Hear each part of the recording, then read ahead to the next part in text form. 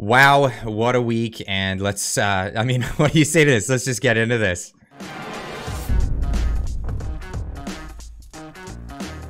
Marty up north, thanks for joining me again on this crazy week. We're hearing all kinds of stuff in Canada, but one thing is dominating the news cycle, and that is a particular guest that they had in Parliament on Friday evening. What say you, Marty? Yep. Well, I rarely remember an event dominating Canadian politics like this one has in the last couple of days. And you know, as you know, so this was kind of my last hike of the summer. I went hiking Friday, Saturday, Sunday, come home on Sunday, and I hear these sort of weird rumors on the internet. And then I start looking into it, and I was like, holy shit, something absolutely bizarre happened. For your viewers, we had the president of Ukraine came to Canada. I mean, the check, you know, Canada's been giving him billions and billions of dollars, and the check was so big this time that he thought he needed to come in person and collect his check in person for this one. So we appreciate that.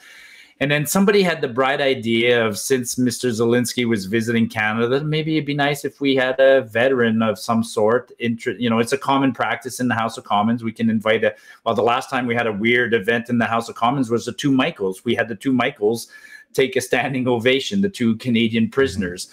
So somebody paraded out a bad choice of words, but they brought out an old veteran who is Ukrainian, who had fought in World War II. Now, the weird thing is the Speaker of the House is the one who took the time to introduce this veteran. And you can see when the veteran's introducing him, he's reading slowly, and he's like, you know, we have with us a veteran of World War II who fought against the Russians. And then he went, oh, shit. So yeah. in modern day history, Ukraine fighting Russia is what's happening today. Mm-hmm. But for people who are familiar with the history of World War II, the Russians were our allies. So we were Canadians, we had the British, the Americans, and the Russians. We were allied. So somebody fighting the Russian in World War II would have been, by definition, an enemy of ours. And it turns out that the Ukrainians fought the Russians. But not only that, they were Nazis. So when this introduction was made in the House of Commons on Friday, the speaker sort of slowed down, but then he kept on going, and he introduced the man, and everybody stood up and applauded him. And it was the end of that. But it took some people doing a little bit of digging into this person's past to find out that he truly was a Waffen SS German soldier, one of the fanatical ones, who fought against the Russians, who was Ukrainian and basically a Nazi. Mm-hmm. So at the end of the day, the Speaker of the House of Commons of Canada welcomed the Nazi, and the parliamentarians, all 338 of them, stood up and gave a Nazi a standing ovation in the House of Commons. Two standing ovations. They cut him off in the middle of what he was saying, introducing him to give a standing ovation, then stopped and let him continue with his introduction, and then gave a second standing ovation. So they all had time to process this. I don't know how you missed that fact and they just go along with the program. This is of course. Well, I mean, it's the weirdest thing ever. So yeah, we gave a standing ovation. Parliamentarians gave a standing ovation to a Nazi, and then subsequent to that, today we found out that the Speaker, which is a bizarre enough event, and then today we had the Speaker of the House resign. And I don't know when's the last time. Again, it's another one of those things. Under Trudeau's had a Governor General resign that he appointed. Now he has a Speaker resign, and people say the Speaker's not appointed by Trudeau. You're talking the technicality, because the Prime Minister selects somebody. There's a vote. You know, it's a fait accompli. It's a done deal. But now we have a Speaker. You know, we've had a commissioner of the RCMP basically resign under Trudeau. We've had his chief of defense resign under Trudeau. We've had, you know, so we have senior appointments, and then we have people that get thrown under the bus. So this is just another, you know, it looks bad on Trudeau, and then all these. Well, I wanted to get into how much worse it gets actually with this character. Yeah. So essentially, this is the type of guy who, in his own memoirs, and he wrote this stuff down. And this is from an article called From Forward, a Jewish independent nonprofit, where they noted that this man, in his memoirs, he wrote a blog, and in his blog he posted that the dates between the dates between 41 and 43 were the happiest years of his life, and he compares the veterans of his units who were scattered across the world to Jews. And this is, I mean, this is outrageous. Now, it's not that nobody knew about this guy. The RCMP, actually, this is an article from CTV News, said that the RCMP was tasked with looking into these people under Brian Mulroney, because there was a fear that Canada had become a safe haven for Nazi war criminals. And they looked into it, but then some courts found that there wasn't enough particular data or particular information that they could get without going into these other countries, I suppose, to pin them for any specific crimes. So it just kind of got left in limbo, to which a lot of Jewish groups have disagreed with that assessment on this particular individual. So it's not looking good. It's not looking good because the RCMP would obviously have had a record of this guy. How does he get in the front door of the parliament? How does he get past the PMO's scrutiny of who should be in this place? It almost feels like was this set up? Was it supposed to be that they brought him in, and then it turns out, oh wow, because here's a shifting thing.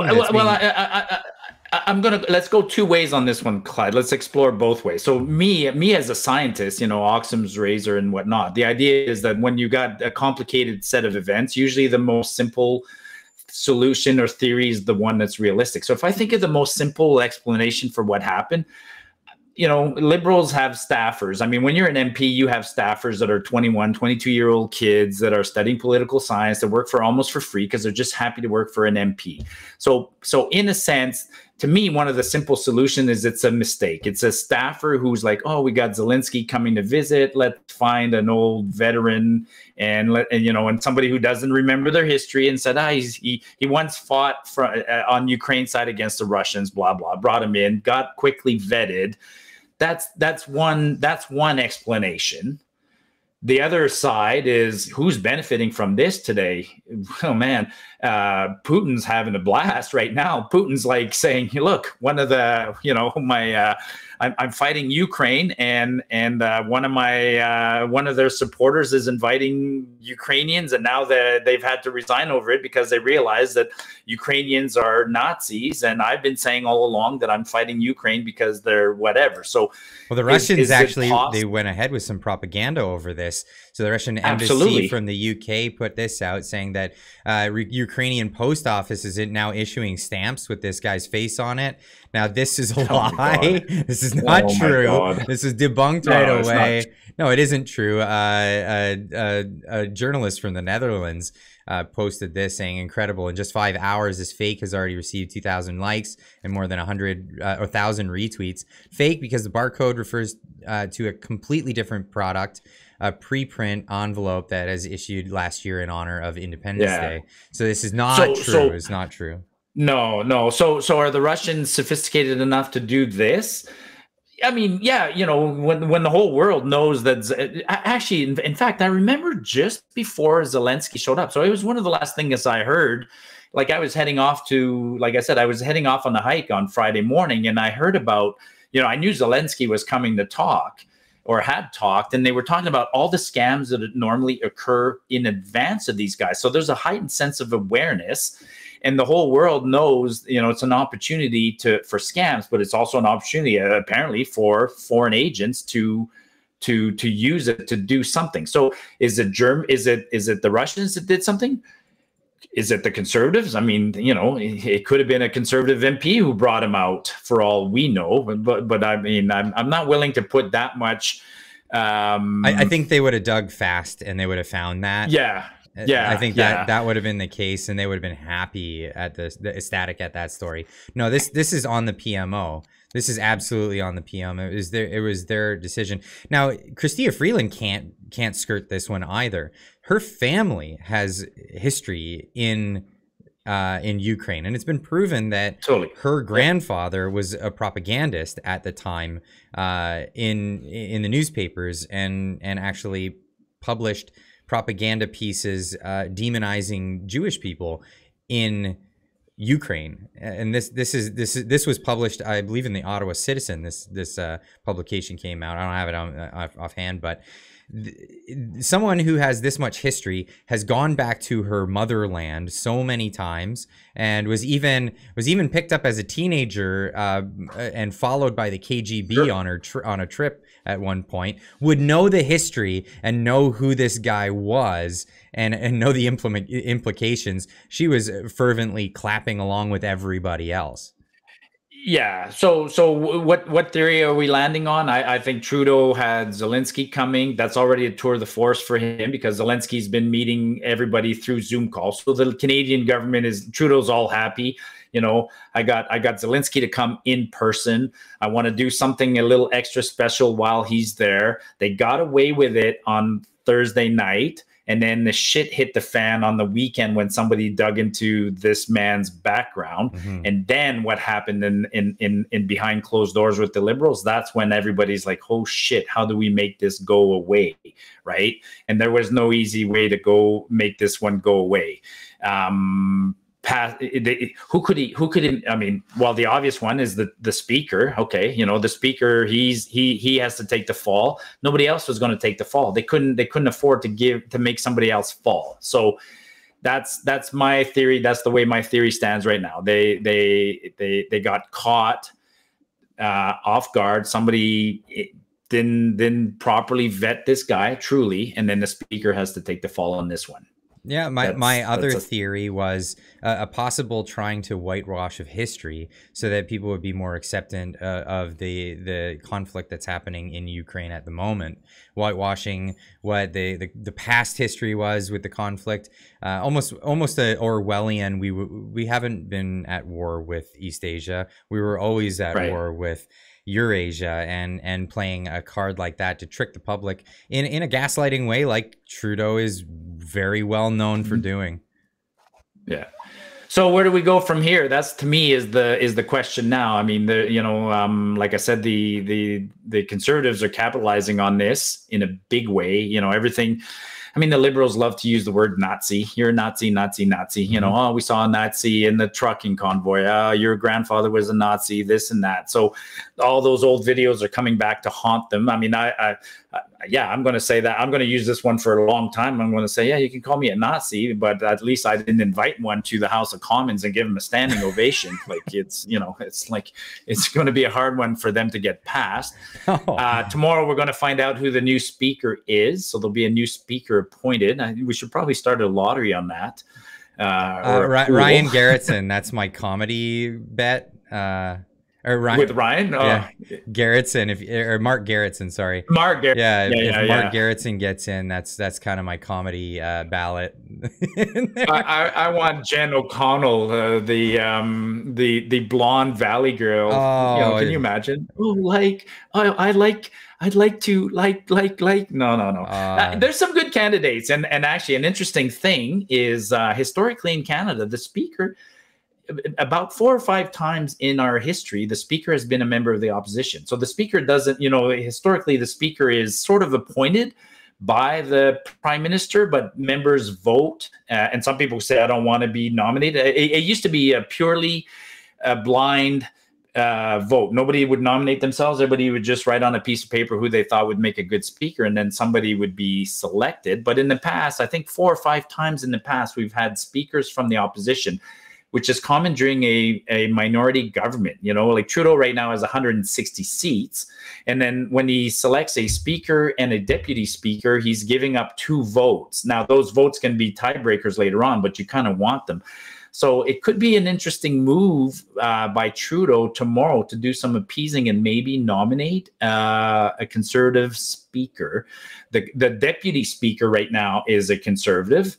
So yeah, I look forward to seeing it, but that's minor. I'm just curious to see how the Conservatives are going to capitalize on this. I mean, if I was the NDP, apart from Jagmeet, but if I was the NDP party and I'm interested in gaining more seats, this would be like blood in the water. I'd be all over this somehow. I would, to me, I don't know why the NDP don't choose to defeat the Liberals on something in the coming days with the decline of the popularity of the NDP. I hope this hangs on for a while, that it doesn't just go away and we go to business as usual. I think there's some capital gains to be had by the opposition over this fiasco. I think nobody's going to forget this, and the world won't let anyone. No, the world won't let anyone. But I don't see Trudeau giving up any power. He wasn't even apologetic to the fact that he stood up and cheered on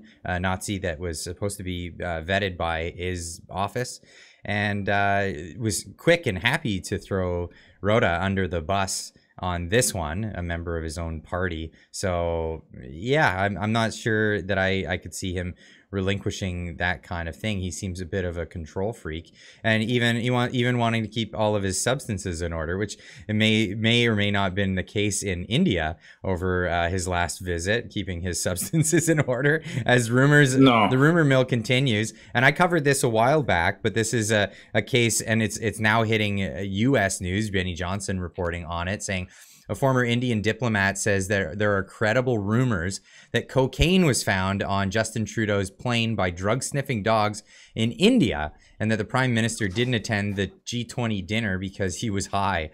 It's so salacious, but like, where do you get? Oh, it's 100% credible. 100% credible. I mean, 100% credible. Like, it's you remember that video of Trudeau giving a speech somewhere? I don't know if it was at the World Economic Forum, where when he got up, he was stumbling, like he was bombed. He was drunk. So does Trudeau do hard drugs, or somebody on that plane? I wouldn't be surprised. But I mean, apart from that, this is the sad state, right? I mean, we have, the largest democracy on the planet, an important trade partner, is now making fun of us. I mean, I mentioned this today, or a couple of days ago too. I had a nice tweet that went viral and gained popularity in India, and suddenly I find myself having a whole bunch of Indian followers. Bless you all for doing that, and they're sharing some inside comments like that. So yeah, the Indians are not they're not happy with Trudeau right now. Well, so he did something to really piss them off. He really did. And it is a big country, and we have tabloids here, and there's tabloids in America. There could be tabloids in India, and we don't know how true this story is. I haven't been able to verify anything, so everything's still just kind of salacious accusations at this point. But speaking of salacious accusations, that seems where we're going with this whole thing, with Trudeau throwing accusations of clandestine Indian troops coming over on behalf of the government of India to kill a Canadian on Canadian soil. We covered this last week. But this is continuing, and he's still doubling down, saying that India has no place to come on our soil and kill a Canadian. All while failing to mention that this was someone who's a contested thing about their immigration. They're a political leader for a group that is very controversial, and there's no evidence. At this point, there is zero evidence. The only thing is, we know that there were 3 unidentified men who committed this homicide. Where Trudeau is getting that from, don't know. Well, I mean, it's like all news stopped for a couple of days, right? I mean, we're not we're not hearing what's going on right now. I mean, if the Liberals wanted to distract, holy shit, that they went overboard, because they're distracting from some of the good stories they might have. And I think they were trying to get some momentum on a few good stories on the housing front. Nobody's listening to that. We're not hearing what's going on. While C-18 is coming into play big time, right? That failed bill that I think it's the Internet News Act or something like it. Bill say more money. That bill, right? So we want more money. We're not getting. Quick story. Nah, forget it. Yeah. Give us some of that internet money. Yeah, give us some of that internet money. No, so we're not hearing about that. The Americans aren't interested, like in sharing story. So we have to go look in the U.S. for some of the stories right now directly, because I'm not getting them from Canada. So I have to go to the U.S. and the U.S. are not interested in minor political stuff like what Canada's doing to improve its housing situation. So the U.S. are going to follow up. Yeah, the U.S. are interested in our relationship with Russia, Ukraine, and India. And they're putting a negative spin. So Trudeau's dug himself into this massive hole because his propaganda machine is come to a grinding halt. And yeah, it's a weird situation we find ourselves in right now. Huge backfire. One thought, though. Huge backfire. One thought. Yeah, I think the coming days are important, though. One thing that I think is really important in the coming days is we're going to see, is Trudeau still a useful idiot? Because we always say this, right? I mean, he's the face of the party, but he's not the party. So so we saw today, like we said, they had to have some serious meetings to figure out how to deal with this. They quickly decided, okay, let's throw the speaker under the bus. But you can tell all the MPs coming out of those caucus meetings and were being interviewed, like, the foreign affairs minister, Jolie, she looked nervous. Karina Gould looked nervous. Bill Blair's hiding. Nobody wants to talk about it. So there were some very uncomfortable discussions going on. I don't think it was a consensus to throw the speaker under the bus, and if it is, it's a very, very fragile consensus. And in the coming days, we're going to see if Trudeau is really still a useful idiot, or if the party's finally had enough of him. I think the coming days. I think you and I next week. Actually, I won't be here next week. I'm in the wilderness, but in 2 weeks from now, I'm going to make a bold prediction and say in 2 weeks from now, Trudeau will not be the leader of the Liberal Party. Okay, that's a bold prediction. Okay, fair enough. That's a bold prediction. So, yeah, I think he won't be. I want to say that no, he's graduated to useless idiot. Absolutely. Yeah. And that's a hell of a graduation there. I think we got the title of the video today. But yeah, useless idiot in the political party of the Liberals. But here's the problem. They spent so much of their capital putting it into him. They've put it all into him. All of their eggs are in one basket.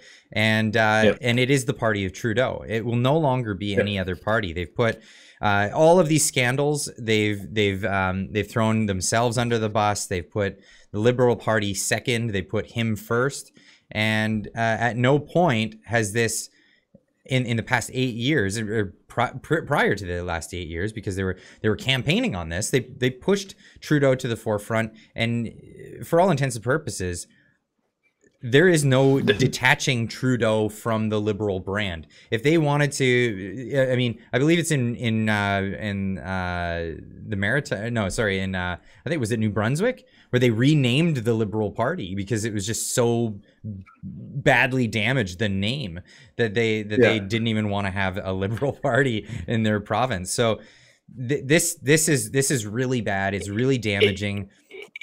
It actually happened in the past. I was researching this when I was looking into there used to be Liberal. So the Liberal brand has never changed, right? We talked about that last week, but I think it was there was a government in the 1960s or whatever, and there were independent Liberals.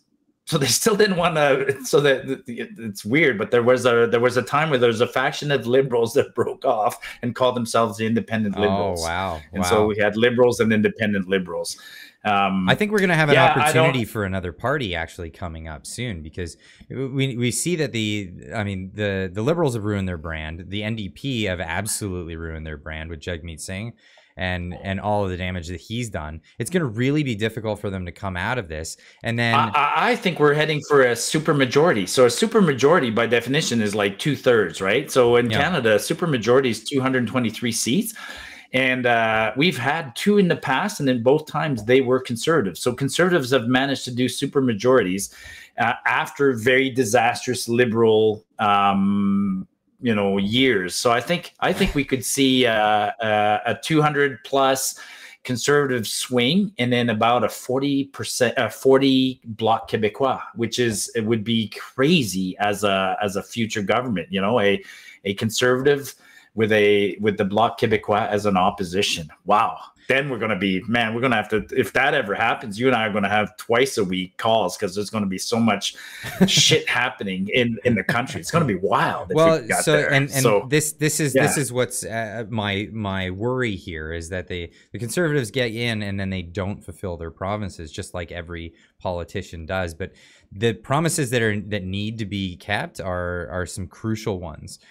Getting rid of, axing the carbon tax. Now, Pierre Poilievre recently, in one of his promotional ads, he had a gaffe where he said, "Yeah, we'll lower the carbon tax," and then people were all saying, "You got to get rid of it. Are you going to lower it, or are you going to get rid of it? What's the story?" Now, the campaign reassured people that no, it's they're gonna get rid of it.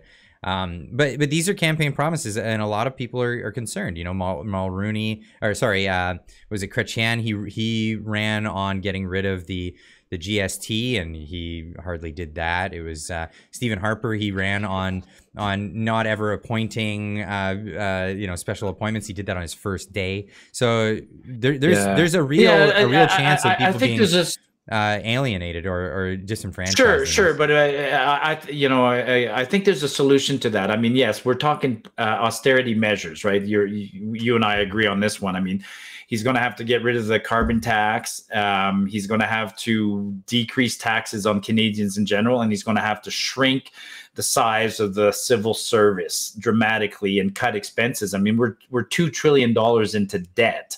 And so he's got to start balancing the budgets in the short term. Those are all unpopular things, but I think the way he makes that pill more easy to swallow is it's not austerity for the average Canadian. Austerity meaning we shrink the government, but the average Canadian will continue to work because, like we said many times, we're a country that is full of resources that the whole world wants. So when that's what I would say if I was Pierre. If you're afraid of losing your job at the government, trust me, you're going to get a better job, not a green job, like a bullshit green job. We're going to give you a real job in the resource extraction or manufacturing or something like that. Mm-hmm. We need to elect a government that kickstarts the economy again and makes Canada a real force, not a fake force. We're back on the world. No, we're back, baby. Like I said before, I still can't believe we don't have like a maritime industry in this country, or manufacturing, or car, or aeronautical. Like, think of all the industries we have that leaders in this across the world. Absolutely. And there's no excuse for us not to. And it has a lot to do with these 2030 agenda missions from billionaires, in Europe that have pipe dreams of all of this stuff happening, while simultaneously China and India are not touching any of this stuff, and they're economically prospering. I mean, with the exception of China, they're in for some real hurt coming up soon. Totally. Yeah. No, this is classic. We've seen this in the past. You get a liberal government that spends us into out of control and wrecks things, and then the unpopular thing afterwards is the Conservatives get elected. Sadly, Conservatives don't usually last more than 5-6 years after one of these runs, but we'll see what happens. But I'm pretty confident that the Conservatives will come out on top in the short term, very soon. Well, it'll be very painful if they do the right thing. That's absolutely sure. Yeah. So what else happened? Go ahead. Sorry. Well, I was going to say one other thing that Pierre Poilievre did just today, and I was actually I was really glad to see this happen. He put out a statement because the Muslim Association of Canada put out a statement stating, demanding an apology, a direct apology for this from Justin Trudeau, saying you just labeled thousands of Muslims as they went in this march for children. Yep. You labeled them homophobic and transphobic and biphobic and effectively demonizing an entire swath of the public here. Now they put this statement out, and Pierre Poilievre responded right away to it. This is surprising, because the last time he took days to figure out where the sea change was happening, or feel the waters to see if it was popular enough for him to do. But this one, he says the Muslim Association of Canada demands Trudeau retract his inflammatory and divisive comments against concerned parents. I agree. Trudeau should retract, stop dividing, stop his radical agenda, and butt out so parents can raise their kids. And I can't agree more with that statement. No, it's a great statement. I mean, it's it's similar to what happened when Trudeau he used the same tactics when he attacked the unvaccinated. Remember, like, he basically said the same thing. The unvaccinated were anti-scientific, generally misogynistic, blah blah blah. And he used slurs, and he dehumanized a whole group of society. But unfortunately, that group wasn't as organized. There wasn't an association of the unvaxxed to fight back. So I'm glad that the Muslim community of Canada is fighting back. And and that's another group that the Liberals have lost now. I mean, who have they lost? They've lost the millennials. They've lost the Western Canadians. So in essence, Trudeau tried to pit groups against each other in as a division tactic, but now in the end, all the people are aligning with a common enemy, which is going to be Trudeau. So it's going to be, it's good for that. So. Well, and this is what my gripe was last week, and I had Viva Fry on, and he shared that opinion with me. Everybody took it for me saying that I was a PPC guy, and I'm not saying that. What I was saying is that Pierre, he slept on a perfectly good opportunity. He could have come out. These people were not traditionally conservative voters, and a lot of them were expressing that, saying like, "Yeah, I traditionally don't associate with the right, or with the political right in Canada," and they're all saying, well, maybe they'll come to our aid and stuff like that. I think it was a missed opportunity for him not to come out and condemn Trudeau's words immediately. Pierre sleeps on issues a little bit too long, and Max jumps on him too quickly. Well, and too fervently. In the same video with Viva Fry, I mentioned that Maxime Bernier, he came out in full support of it, but he came with his placards everywhere, and he had all these people carrying PPC signs and turned it into a PPC parade instead of what the original purpose of it was for. And just show your face, show solitude with these people that have their thing. And I thought that was distasteful.